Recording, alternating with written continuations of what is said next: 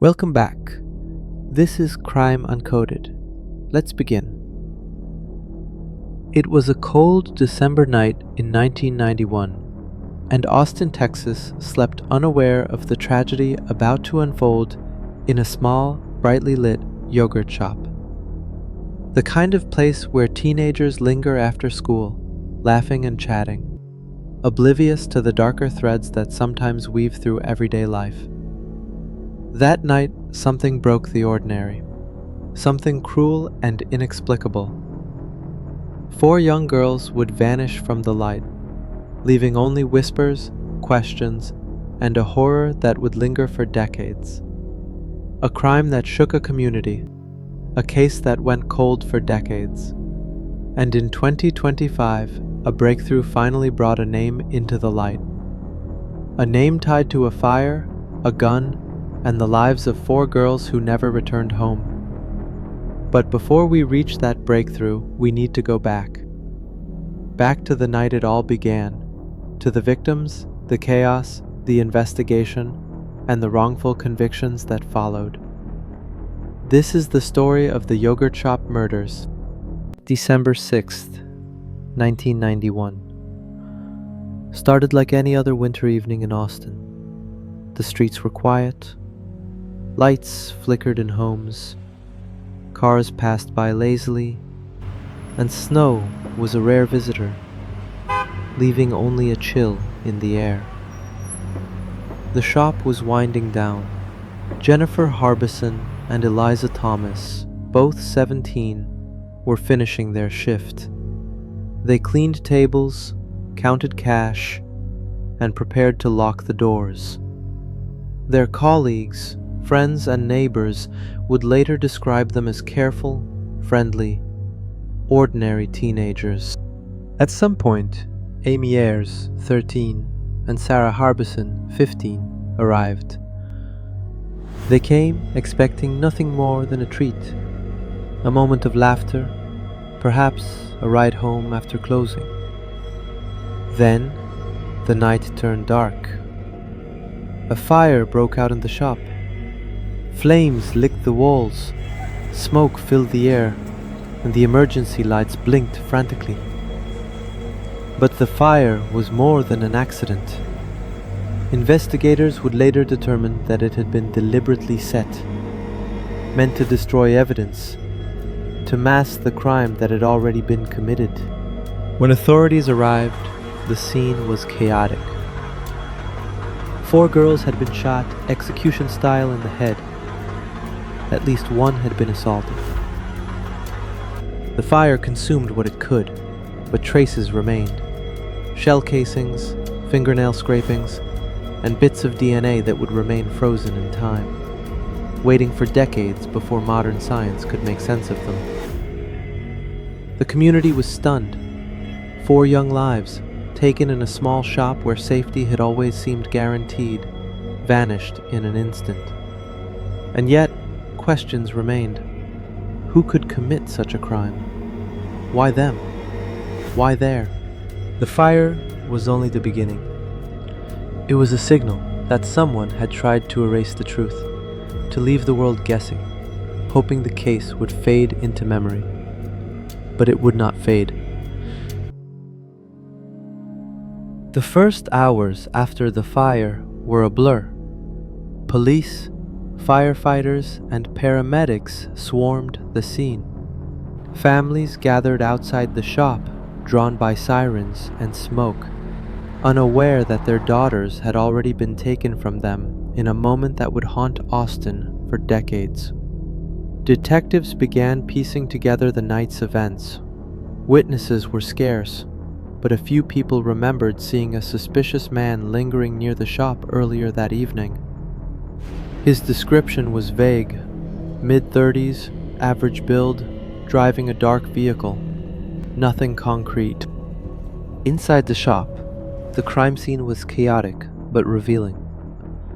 Investigators noted the patterns of the fire, the locations of the victims, and the remnants of shell casings. It was clear this was no random act of violence.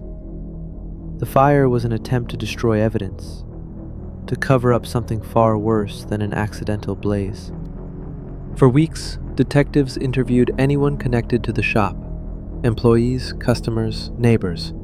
They examined every possible lead: fingerprints, footprints, hair samples. Nothing matched any known criminal in local databases. DNA technology in 1991 was limited. What they had collected could not yet identify a perpetrator. The community's fear and grief fueled media coverage. Local newspapers ran headline after headline, each story more haunting than the last. Parents kept their children home from school. Teens avoided hanging out in groups. And amidst this panic, investigators worked tirelessly, chasing shadows and possibilities, but always returning to the same question: who would target these girls and why?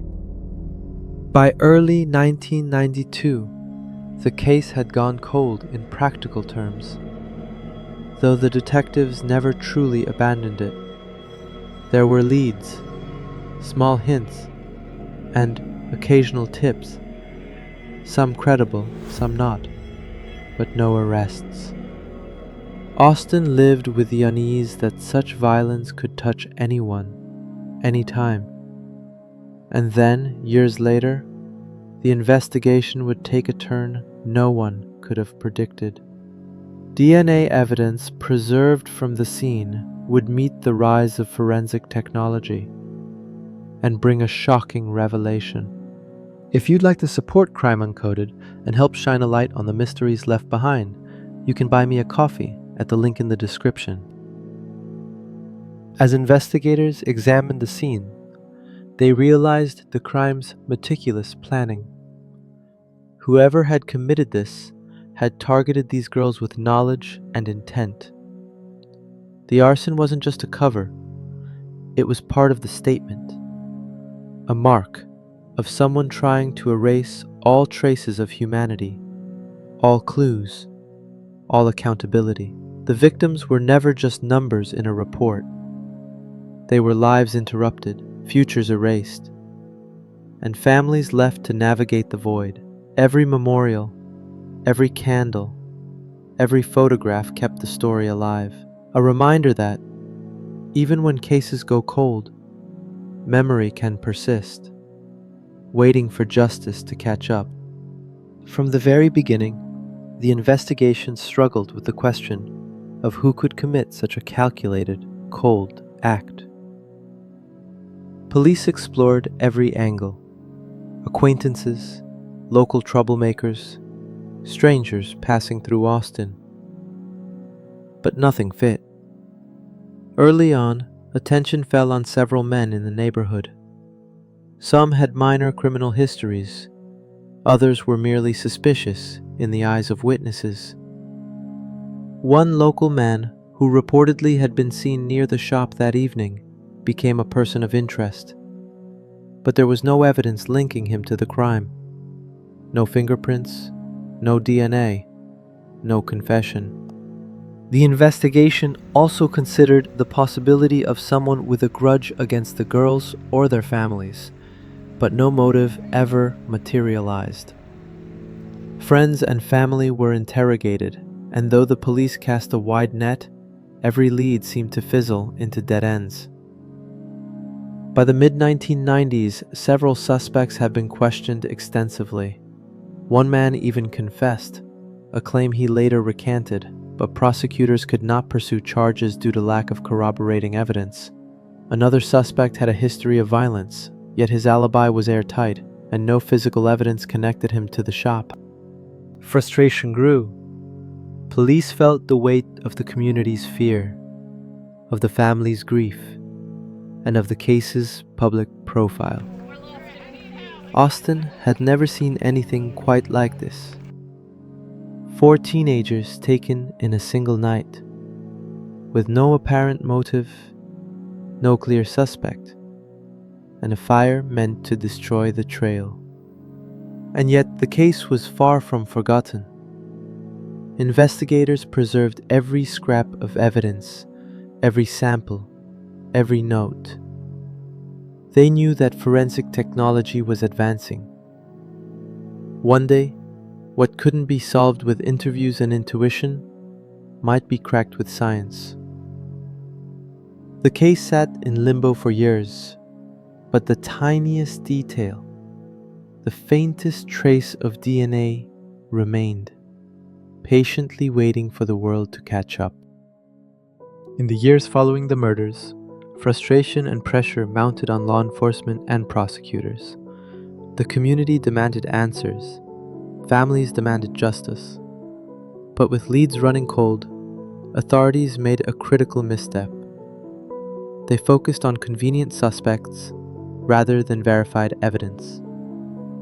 3 men, later known collectively in court documents, were arrested and charged based on shaky testimony, coerced confessions, and circumstantial links. At the time, the urgency to show progress overshadowed the need for airtight proof. The trials were messy. Witness statements contradicted each other, confessions were later recanted. And yet, for a period, the public believed the case had been solved. Families were cautiously hopeful, only to have those hopes dashed when the evidence crumbled. Eventually, the convictions were overturned. Appeals revealed flaws in the investigation, improper handling of confessions, and a lack of corroborating physical evidence. It was a devastating reminder that even in the pursuit of justice, errors can compound trauma, leaving victims' families without closure. This chapter in the case cast a long shadow. The real perpetrator remained free, the fire's purpose still unanswered, and the girls' lives still stolen. And yet, hope persisted quietly in the preserved DNA, in the old shell casings, in the notebooks tucked away in Austin's cold case files.